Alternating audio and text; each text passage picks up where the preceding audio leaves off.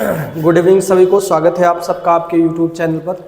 हम लोग नाउन का सेशन पढ़ रहे थे और नाउन के सेशन में आज हम लोग पढ़ेंगे noun in case. Noun in case के बारे में पढ़ेंगे। केस का मतलब होता है कारक, ठीक है। हिंदी में भी आपने कारक पढ़ा होगा और इंग्लिश में भी कारक होता है, क्योंकि हिंदी का कन्वर्टेड रूप ही तो इंग्लिश होता है। तो नाउन इन केस, केस का मतलब होता है कारक। अगर हम बात करें बेटा कारक की यानी केस की बात करें तो केस चार तरह का होता है। पहला आपका होता है सब्जेक्टिव या नॉमिनेटिव केस। पहला केस कौन सा होता है? सब्जेक्टिव या नॉमिनेटिव केस। दूसरा आपका ऑब्जेक्टिव केस होता है। तीसरा होता है पजेसिव केस और चौथा होता है वोकेटिव केस। चार केसेस के बारे में पढ़ेंगे। पहला आपका सब्जेक्टिव या नॉमिनेटिव केस होता है, दूसरा आपका ऑब्जेक्टिव केस, तीसरा पजेसिव, चौथा कौन सा? Vocative case. सब्जेक्टिव या नॉमिनेटिव केस को हिंदी में कहा जाता है कर्ता कारक, ठीक है, कर्ता कारक। सब्जेक्टिव या नॉमिनेटिव केस को हम लोग बोलते हैं कर्ता कारक। अगर हम कर्ता कारक की बात करेंगे तो कर्ता कारक का मतलब होता है जिसमें सब्जेक्ट का मेंशन किया जाए, सब्जेक्ट के बारे में एम्फसाइज किया जाए, प्रेशर डाला जाए, दबाव डाला जाए, तो उसको हम लोग बोलते हैं सब्जेक्टिव केस, ठीक है। जैसे हमने कहा बेटा कि रोहन ने पत्र लिखा, रोहन रोट अ लेटर, ठीक है। सेंटेंस क्या लिखा गया कि Rohan wrote a letter, Rohan ने एक पत्र लिखा, ठीक है। किसने पत्र लिखा बेटा? रोहन ने। तो रोहन इस सेंटेंस में क्या है? सब्जेक्टिव केस है, ठीक है। सब्जेक्टिव केस हमारा बन जाएगा कौन सा? रोहन, ठीक है। रोहन क्या हो जाएगा बेटा? Subjective case. जैसे हमने कहा कि रीता, सेंटेंस कह रहा है कि रीता सैंग ए सॉन्ग, रीता ने एक गीत गाया। किसने गाया बेटा? रीता ने। तो इस सेंटेंस में रीता क्या है? एक सब्जेक्टिव केस हो गया, ठीक है। सब्जेक्ट कौन है? रीता। तो रीता जो हो गई बेटा वो सब्जेक्टिव केस में हो गई, ठीक है। तो इसी को हम लोग क्या बोलते हैं बेटा? सब्जेक्टिव केस, ठीक है। तो जिसमें सब्जेक्ट के बारे में मेंशन किया जाए वो कौन सा केस होता है? Subjective case. अब हम बात करते हैं बेटा ऑब्जेक्टिव केस के बारे में। किसके बारे में? Objective case. ऑब्जेक्टिव केस का मतलब होता है कर्म कारक।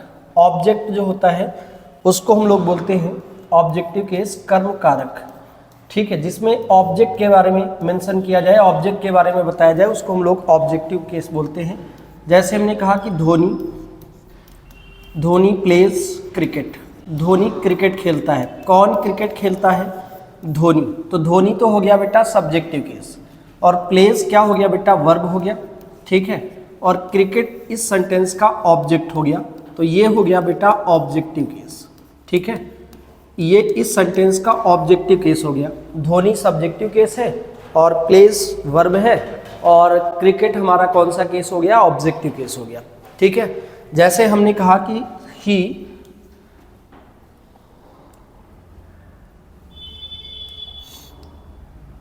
ही प्लेड टेनिस, उसने टेनिस खेला।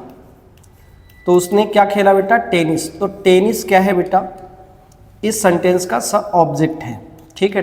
टेनिस इस सेंटेंस का ऑब्जेक्ट हो गया, तो इसको हम लोग क्या बोलेंगे बेटा? ऑब्जेक्टिव केस बोल देंगे, ठीक है।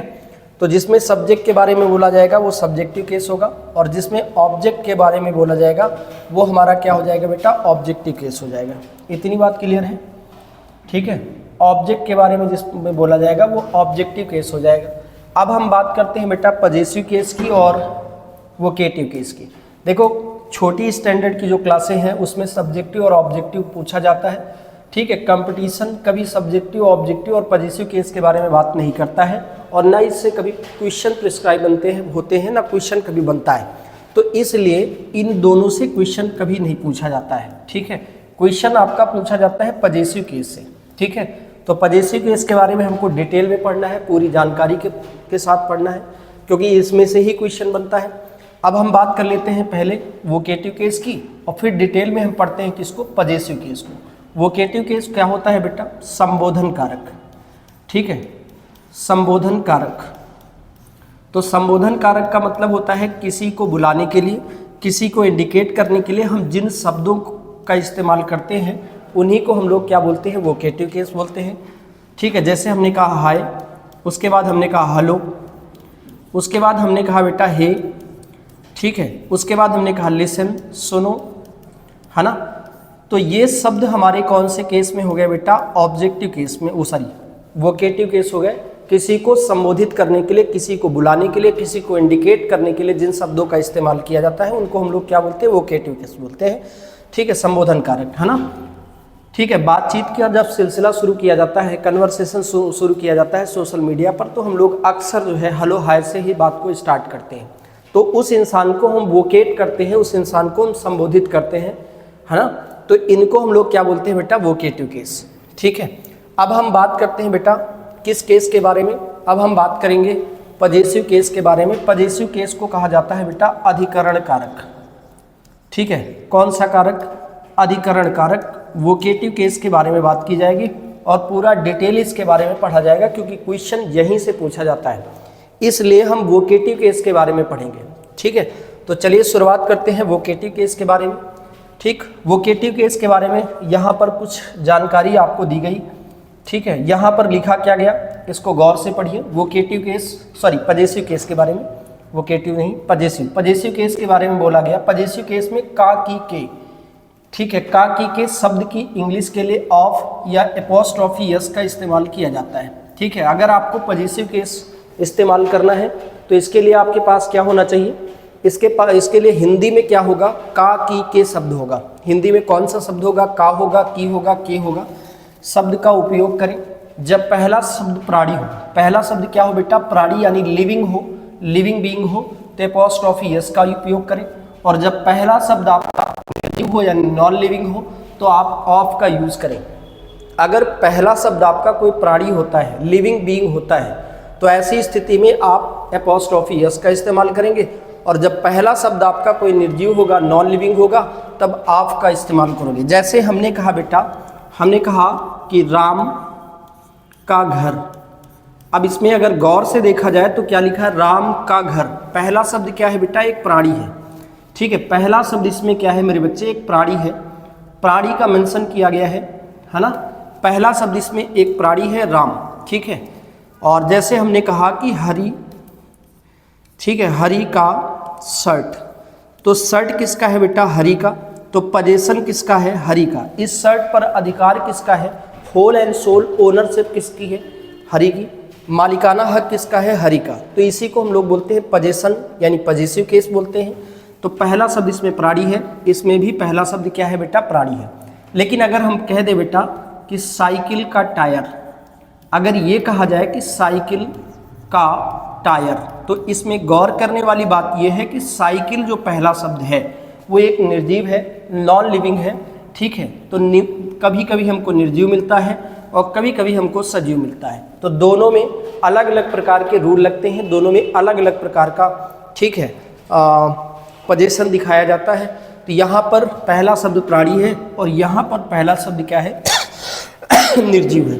तो पहला शब्द जब प्राणी होगा तो एपोस्ट्रोफी एस लगेगा और शुरुआत से ही आपको लिखना है। जैसे कहा गया राम का घर, तो क्या लिखोगे, राम, फिर एपोस्ट्रोफी एस लगाओगे और घर का क्या लिख दोगे बेटा, हाउस।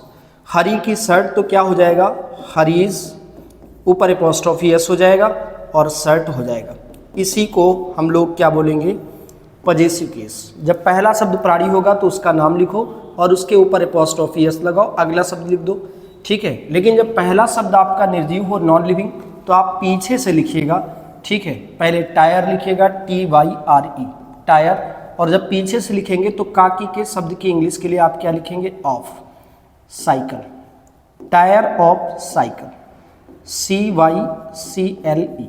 ठीक है, और आगे डिटेल में जब पढ़ा जाएगा, आर्टिकल जब आप पढ़ेंगे, ठीक है, तो आर्टिकल में ये बताया जाएगा कि ऑफ के पहले का जो भी नाउन होता है उसके साथ हम लोग दा का इस्तेमाल करते हैं।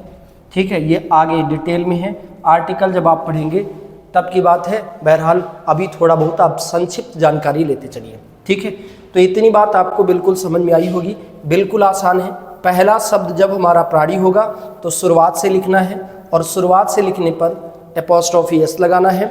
और अगर पहला शब्द आपका नॉन लिविंग है, निर्जीव है, तो आपको पीछे से लिखना है और पीछे से जब आप लिखेंगे तो आप ऑफ का इस्तेमाल करेंगे। जैसे यहाँ पर लिखा गया राम का पेन, है ना, राम्स पेन है, तो इन्होंने क्या लिखा, राम का पेन। तो इसको जब लिखा जाएगा इंग्लिश में तो क्या लिखोगे मेरे बच्चे, राम एपोस्ट्रोफी एस, तो हो जाएगा राम्स। ठीक है, राम्स और क्या हो जाएगा बेटा, पेन हो जाएगा। ठीक है, गीता का घर, तो गीता का घर क्या हो जाएगा, गीताज हाउस। यहाँ पर क्या लिखा गया, गीता का घर, तो हो जाएगा गीताज, ठीक है, हाउस हो जाएगा। ठीक है, उसके बाद रेखाज ब्रदर, रेखा का भाई, डॉग्स मील, कुत्ते का भोजन। यहाँ पर क्या लिखा गया, कुत्ते का भोजन, यही तो लिखा गया, कुत्ते का भोजन। तो आप क्या लिखेंगे, डॉग एक प्राणी है तो लिखेंगे आप डॉग्स।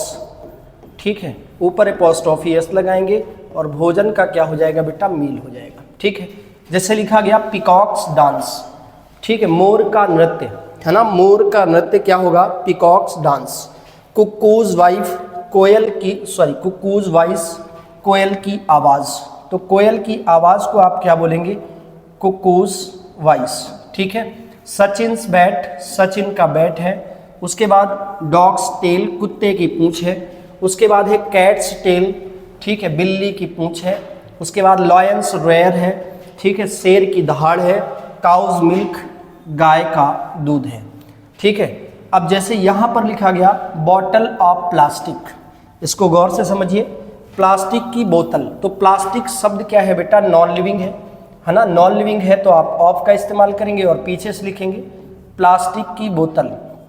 क्या लिखा गया, प्लास्टिक की बोतल। तो पहले आप किसको लिखोगे, बोतल को लिखोगे, तो हो जाएगा bottle, BOTTLE, bottle of plastic का क्या हो जाएगा बेटा, प्लास्टिक। ठीक है, और आर्टिकल कहता है कि आपके पहले जो भी नाउन आता है उस नाउन के साथ हम लोग दा को शामिल करते हैं। ठीक है, कलर ऑफ हाउस, घर का रंग। ठीक है, क्या होगा, घर का रंग। ठीक है, घर का रंग, तो पहले आप रंग लिखेंगे, तो रंग का होगा बेटा colour, COLOUR, colour of house. ठीक है, इतनी बात क्लियर है, समझ में आया। तो पहला शब्द आपका इसमें क्या था बेटा, निर्जीव था, इसलिए पीछे से लिखा गया, और जब पीछे से लिखा गया तो काकी के इंग्लिश के लिए ऑफ लगाया गया। अब हम बात करते हैं कलर की, COLOR या COLOUR, COLOR या COLOUR, इसमें से कौन सा सही है। देखो अमेरिकन लैंग्वेज में कलर ये सही है, ठीक है, और ब्रिटिश में कलर ये सही है।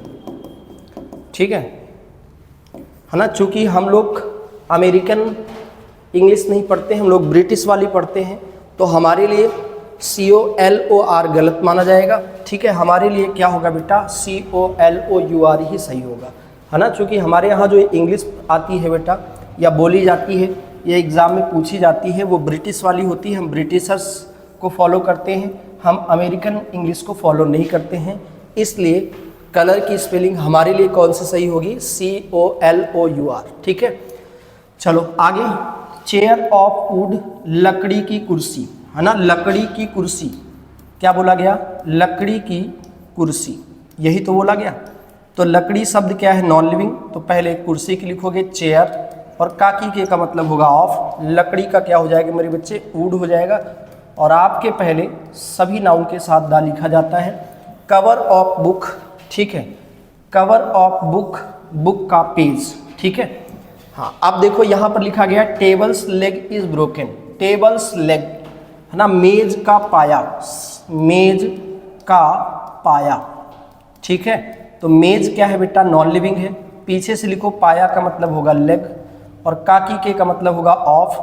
ठीक है, टेबल, ठीक है, मेज का पाया, लेग ऑफ टेबल सही है, टेबल्स लेग, तो टेबल्स लेग गलत है, सही क्या होगा, the leg of table is broken. ठीक है, मेज का पाया टूटा है, तो इसको हम लोग क्या बोलेंगे, the leg of table is broken. ठीक है, आगे लिखा गया है the TVs colour is black, TV का रंग काला है।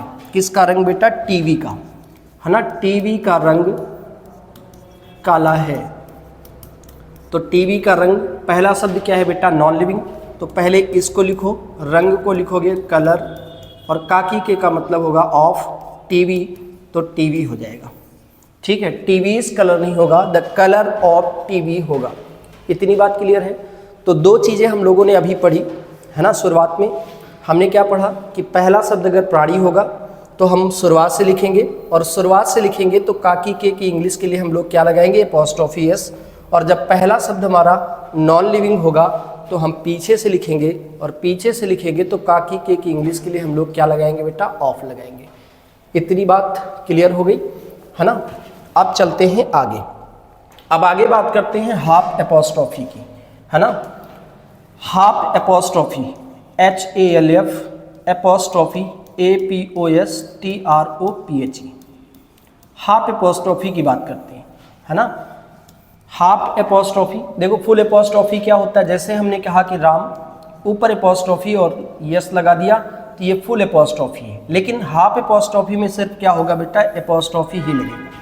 हाफ एपॉस्ट्रोफी में क्या होगा कि कोई भी नाम होगा और उस नाम के ऊपर हम सिर्फ और सिर्फ क्या लगाएंगे बेटा, एपॉस्ट्रोफी लगाएंगे, तो उसी को क्या बोला जाएगा, हाफ एपॉस्ट्रोफी। अब इसका रूल क्या है, इसके रूल के बारे में समझिए। इसका रूल कहता है कि जब पहला शब्द कोई प्राणी हो, ठीक है, इसने क्या बोला कि जब पहला शब्द कोई प्राणी हो और उसके आखिरी में एस लगाओ, ठीक है, कोई भी शब्द हो पहला और वो एक प्राणी होना चाहिए और उसके लास्ट में एस लगा हो, क्या लगा हो, एस, ठीक है, तो सिर्फ एपॉस्ट्रोफी लगता है और कुछ नहीं लगता है। जैसे हमने कहा बेटा जेम्स, यहाँ पर लिखा गया जेम्स का, ठीक है, या जेम्स की टोपी। अब अगर हम बात करें जेम्स की, तो जेम्स क्या है मेरे बच्चे, एक प्राणी है। तो सबसे पहले हम जेम्स को लिखेंगे, तो JAMES, अभी तो जेम्स लिखा गया। अब यहाँ पर एक पहला शब्द प्राणी है और काकी के की इंग्लिश के लिए हम लोग क्या करेंगे, अब देखो इसमें पहला शब्द प्राणी है और उसके लास्ट में यस लगा है, तो यहाँ पर एपॉस्ट्रोफी एस नहीं लगाएंगे। एपॉस्ट्रोफी एस लगाएंगे तो गलत हो जाएगा, इसलिए यहाँ पर सिर्फ क्या लगाओ, एपॉस्ट्रोफी लगाओ, और टोपी हैट लिखा है ये, ठीक है। तो ये आपको करना है। तो पहला शब्द जब आपका कोई प्राणी हो और उसके लास्ट में यस लगा हो, क्या लगा हो बेटा, यस, तो वहाँ पर सिर्फ एपॉस्ट्रोफी लगता है और इसी का नाम होता है हाफ एपॉस्ट्रोफी, ठीक है। अब चलते हैं आगे। जैसे लिखा गया गर्ल्स हॉस्टल, यहाँ पर लिखा गया लड़कियों, क्या लिखा गया, लड़कियों का छात्रावास, यही तो लिखा गया, ठीक है, लड़कियों का छात्रावास, है ना। तो सबसे पहले लड़कियों को क्या लिखोगे, गर्ल्स। अभी लड़कियों की हमने इंग्लिश लिखी है, लड़की नहीं लिखा बेटा, लड़कियों लिखा है। तो लड़कियों के लिए हमने क्या लगाया, गर्ल्स लिखा। अब काकी के लिए सिर्फ क्या लगाओगे, एपॉस्ट्रोफी, और छात्रावास का क्या हो जाएगा बेटा, हॉस्टल। तो ये हो जाएगा गर्ल्स हॉस्टल। उसके बाद है बॉयज़ स्कूल, लड़कों का स्कूल, क्या लिखा गया, लड़कों का स्कूल लिखा गया, ठीक है, लड़कों। तो पहले क्या लिखो, बॉयज़, है ना, लास्ट में यस है। अब काकी के लिए क्या लगाओगे, सिर्फ एपॉस्ट्रोफी, और स्कूल लिखा है तो स्कूल लिख दीजिए। क्लियर है बेटा।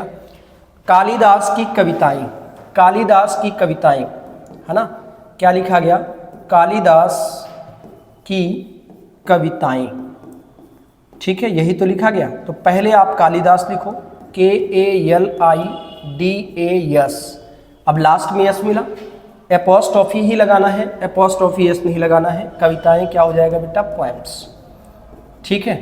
कीट्स की कविताएं, तो यहाँ पर क्या लिखा गया, कीट्स की कविताएं, है ना, जॉन कीट्स एक कवि हुआ करते थे, उन्हीं का नाम यहाँ पर मेंशन किया गया।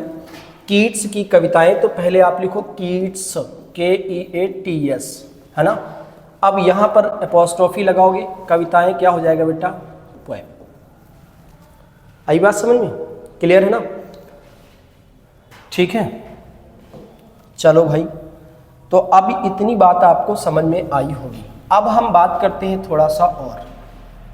जैसे आप लोगों ने कहा बेटा टीचर्स डे, अब इसमें से कौन सा सही होगा, टीचर्स डे, TEACHERS, ऊपर एपॉस्ट्रोफी एस, डे।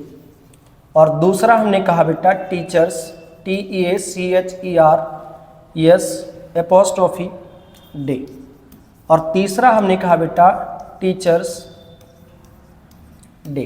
अब इनमें कौन सा सही है ना, इनमें से कौन सा सही है ना। 99% लोग जो है इसको गलत तरीके से लिखते हैं, ठीक है, क्योंकि जानकारी का अभाव होता है, इस वजह से लोग लगातार गलतियां करते रहते हैं।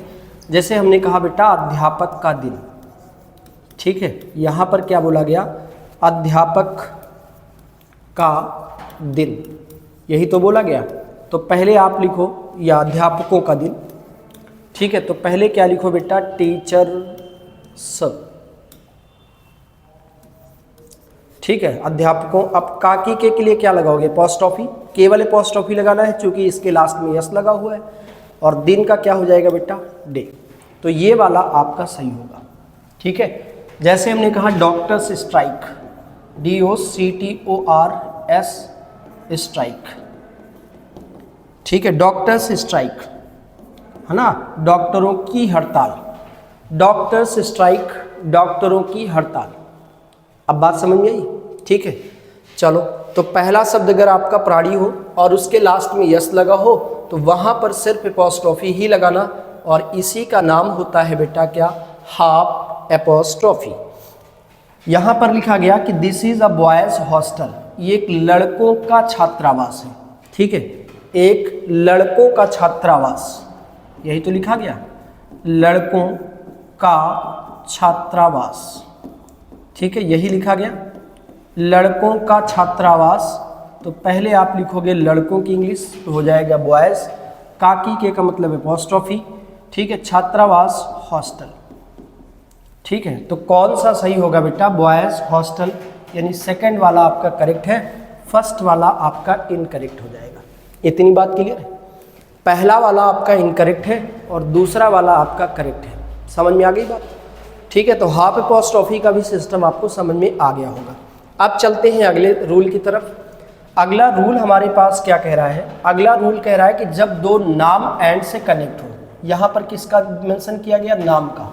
नाम का मतलब रोहन गीता, सुधीर श्याम, रोहन राकेश, है ना, ठीक है, अकबर बाबर, ठीक है, और कोई भी दो नाम हो सकते हैं, दो नाम एंड से कनेक्ट हो, ठीक है, वे सिंगुलर होने को दर्शाए, ठीक है, और वे सिंगुलर होने को दर्शाए, मतलब दो नाम होंगे एंड से कनेक्ट होंगे और दोनों नामों से एक चीज़ पर दोनों लोगों का समान रूप से अधिकार होने को दर्शाया जाए, यानी दो लोग हों अलग अलग और वो उन दोनों लोगों में कोई एक वस्तु हो और वो दोनों लोगों की हो, ठीक है, तो ऐसे को सिंगुलर बोलेंगे।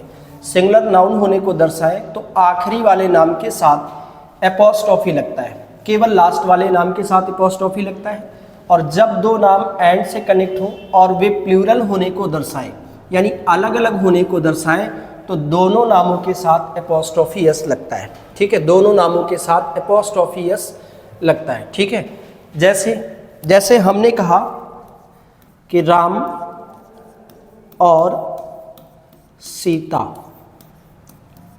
का बेटा, ठीक है, राम और सीता का बेटा, और दूसरा हमने कहा कि राम का और सीता का बेटा, ठीक है बेटा।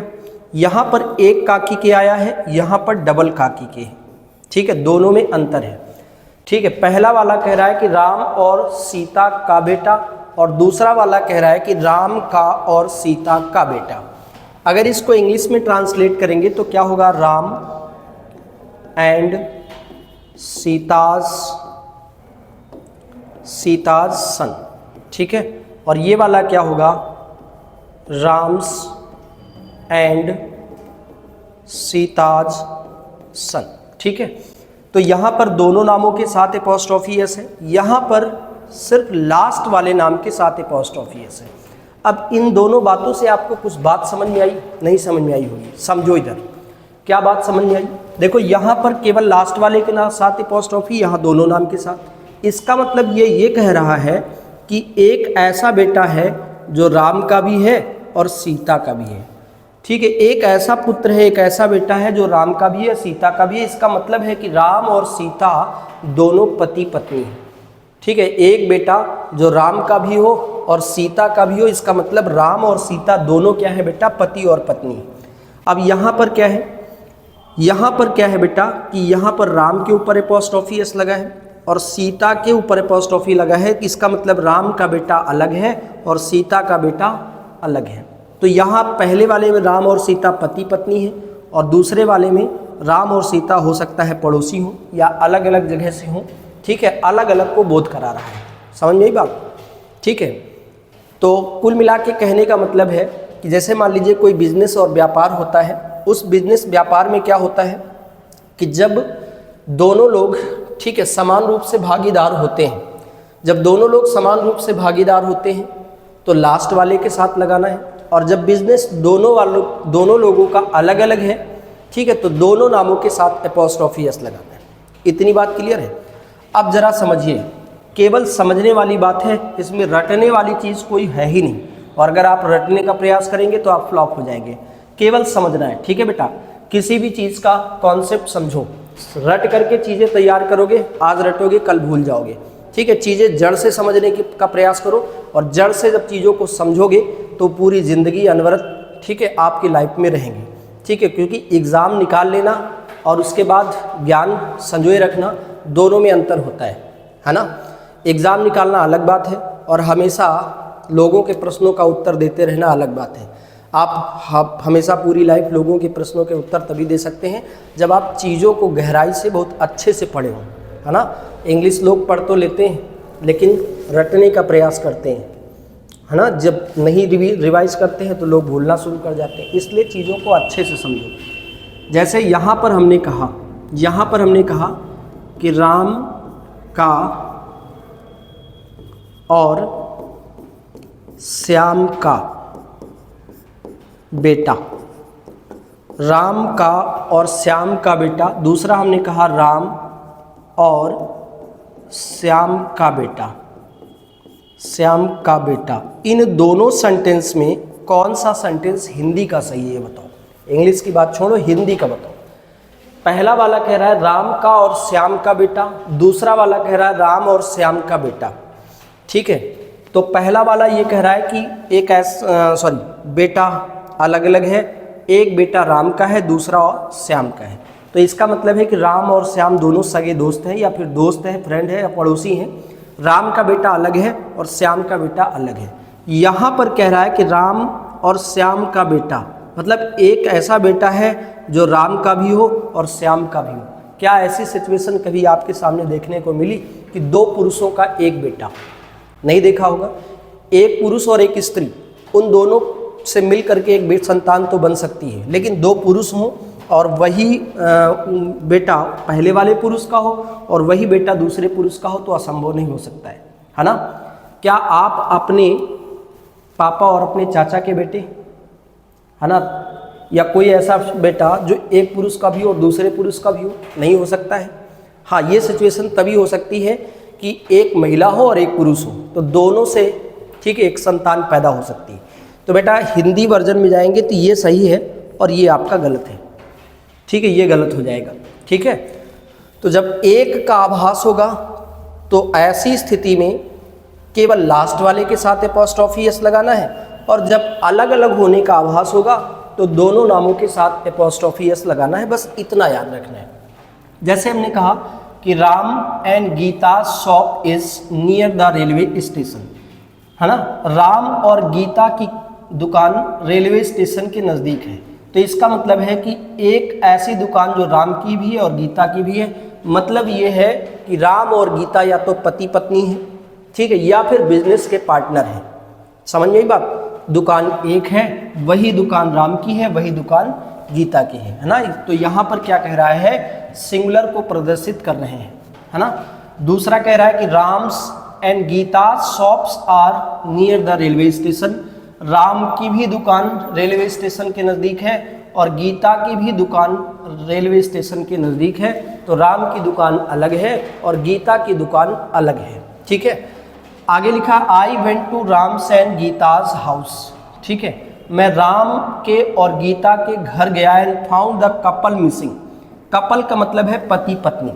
मैं राम और गीता के घर गया और वहाँ पर कपल मिसिंग थे, नहीं थे, कहीं चले गए थे। तो जब राम और गीता कपल है बेटा, तो जाहिर सी बात है दोनों का घर एक ही है ना, दोनों की समान प्रॉपर्टी है। तो जब सब दोनों की समान प्रॉपर्टी है तो एपोस्ट्रोफी एस दोनों के साथ नहीं लगेगा, सिर्फ किसके साथ लगेगा बेटा, लास्ट वाले के साथ। सिर्फ लास्ट वाले के साथ लगेगा। ये वाला इनकरेक्ट है, ये वाला आपका करेक्ट है। ठीक है, ये वाला इनकरेक्ट है और ये वाला आपका करेक्ट है। समझ में आई बात? क्यों? क्योंकि यहाँ पर कपल की बात कर रहा है, तो कपल का मतलब है दोनों के घर एक हैं, और जब दोनों एक ही घर में रहते हैं, वही घर राम का है और वही घर गीता का है, तो एपोस्ट्रोफी एस केवल लास्ट वाले के साथ लगाना है। ठीक है, दोनों के साथ नहीं लगाना है। आगे लिखा है Rohan and Geeta, sorry, Rohan is Geeta's and Shyam's son. ठीक है, रोहन गीता और श्याम का पुत्र है। तो गीता और श्याम का पुत्र है, इसका मतलब है कि रोहन जो है गीता का भी पुत्र है और श्याम का भी पुत्र है। तो रोहन गीता का भी पुत्र है, श्याम का भी पुत्र है, तो दोनों जने का पुत्र है का मतलब पति पत्नियां ही। ठीक है, गीता और श्याम। तो एपोस्ट्रोफी एस दोनों के साथ नहीं लगाना है बेटा, केवल लास्ट वाले के साथ लगाना है, केवल लास्ट वाले के साथ, क्योंकि रोहन जो है वो गीता का भी पुत्र है और श्याम का भी पुत्र है ना। तो सिंगुलर को इंडिकेट कर रहा है। तो यहाँ पर कह रहा है इस वाक्य में यह बताया गया है कि वही बेटा श्याम का और वही गीता का है। ठीक है, समझ में आई बात? आगे कह रहा है कबीर एंड मिल्टन्स पोएम्स, है ना, आर ऑलवेज प्रेज वर्दी। ठीक है, कबीर की और मिल्टन की कविताएं हमेशा प्रशंसनीय होती है, प्रशंसा के पात्र होती हैं। तो कबीर की कविताएं अलग हैं और मिल्टन की कविताएं अलग है बेटा। ठीक है, अलग अलग होने को इंडिकेट कर रहा है। तो जाहिर सी बात है, इतनी बात समझ में आई होगी, है ना। तो नाउन इन केस में हम लोग आज इतना ही पढ़ते हैं, बाकी का कल पढ़ेंगे। ठीक है, आपको कंटिन्यू क्लासेस मिलना अब स्टार्ट हो गया है। ठीक है, अब मिलेंगी और पूरा का पूरा सिलेबस आपको यहाँ पर हम पढ़ाएंगे। ठीक है, और एक तरफ से आप पढ़िए, अच्छे से नोट्स बनाइए। हमारा एक मकसद है बेटा, सिर्फ और सिर्फ आपका सिलेक्शन। ठीक है, तो अगर आप अच्छे से पढ़ेंगे, दुनियादारी से मतलब नहीं रखेंगे, अपने टारगेट पर फोकस करेंगे, तो ज़रूर जाहिर सी बात है आप सफल होंगे। ठीक है, क्योंकि जिस दिन आप सफल होंगे उस दिन दुनिया का हर शख्स, हर इंसान आपको सलाम करेगा। और जब आप असफल होंगे ना, तो जो लोग आज आपको ठीक है लाइक करते हैं, जब असफल हो जाएंगे या ज़िंदगी में सफल नहीं होंगे, तो वही लोग आपको डिसलाइक करना शुरू कर देंगे। ठीक है, दुनिया में कोई किसी का सगा नहीं है बेटा। ठीक है, आप अपने लिए एक बढ़िया सा ट्रैक बनाओ। ठीक है, उस ट्रैक पर अपना रास्ता चुनो। ठीक है, और बढ़िया से मेहनत करो, बेहतरीन तरीके से तैयारी करो। आपका एक मकसद होना चाहिए सिलेक्शन। ठीक है, आपको सिलेक्शन लेना है, सिलेक्शन लेकर के यहाँ से दुनिया से, ठीक है, यहाँ से कोचिंग या ऑनलाइन क्लासेस जो भी जहाँ पर भी है, ठीक है, उनसे आपको अलविदा लेना है। तो आप अच्छे से पढ़िए। ठीक है, अच्छे से प्रिपेयर करिए। आज के लिए इतना ही, मिलते हैं अगले दिन। बहुत बहुत शुक्रिया आप सभी का। गुड नाइट सभी।